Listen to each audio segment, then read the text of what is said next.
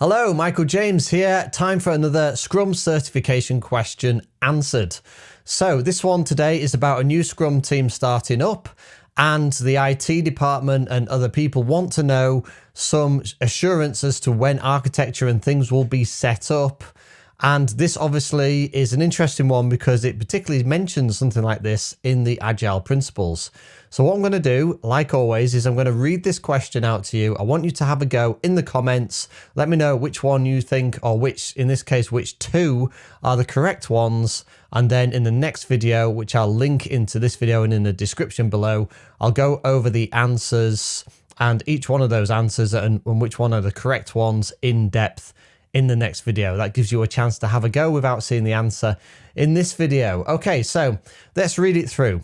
A Scrum team is starting its Agile journey, and during a meeting, the IT and product teams ask how many sprints are needed to complete the architecture and infrastructure before developing product features. Which two explanations best describe how Scrum handles this type of work?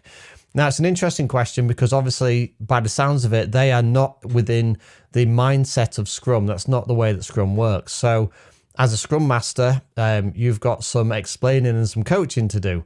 But let's have a look at the answers here. Product management should focus on the business needs, not technical details. Developers will collaborate with IT as needed and update the product owner on extra effort, which will be added to the sprint backlog before sprint planning. For answer B, architecture and infrastructure should evolve alongside feature development, enabling faster delivery of business value. And for C, while a technical foundation is necessary, upfront cost estimates may be unreliable. The first sprint can establish this foundation to refine budget and timeline estimates.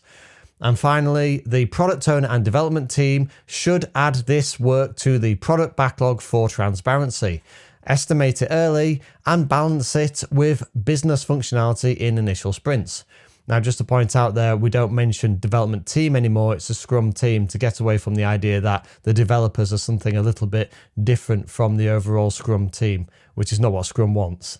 So you know this is kind of an older question because it's got a development team in it, but you will see that.